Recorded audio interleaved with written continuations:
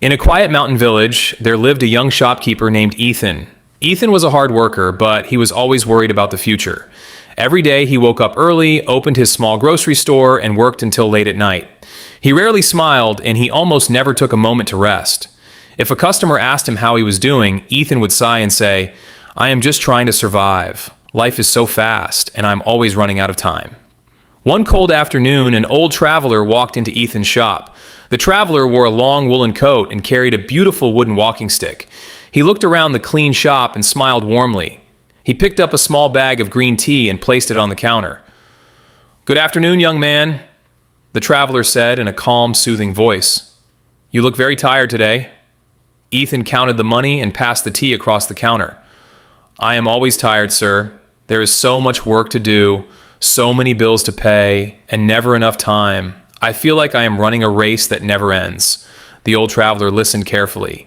He did not rush to leave. Instead, he reached into his pocket and pulled out a small, shiny silver coin. He placed it on the wooden table between them. "Look at this coin, Ethan," the traveler said softly. "This is not an ordinary coin. It holds a very important secret about time." Ethan looked at the coin with curiosity. It was smooth, polished, and had no numbers carved on it. "What kind of secret?" Ethan asked. The traveler leaned closer and whispered, "People think time is like water in a fast river, constantly slipping away from their hands.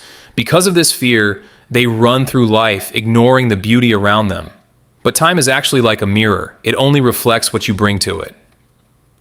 "I don't understand," Ethan admitted, shaking his head. The old traveler smiled. "Take this coin. Hold it in your hand whenever you feel overwhelmed, rushed, or anxious. Close your eyes for 5 seconds, take a deep breath, and ask yourself one simple question. What is the most important thing right now?" Ethan took the silver coin. It felt warm in his palm.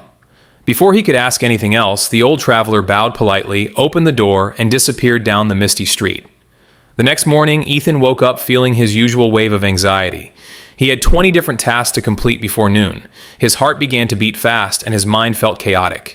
Then his hand touched the silver coin in his pocket. He stopped. He closed his eyes, took a deep breath, and asked himself, "What is the most important thing right now?" The answer came instantly: to make a warm cup of tea and enjoy the morning sunrise. For the first time in years, Ethan did not rush out of bed. He brewed his tea slowly, sat near the open window, and watched the golden sun rise over the green mountains. The peacefulness of that single moment set a calm tone for the entire day. Later that afternoon, a customer came into the shop looking upset and confused. In the past, Ethan would have rushed the customer to finish the sale quickly. But this time, Ethan touched the coin in his pocket, took a deep breath, and listened patiently to the customer's problem.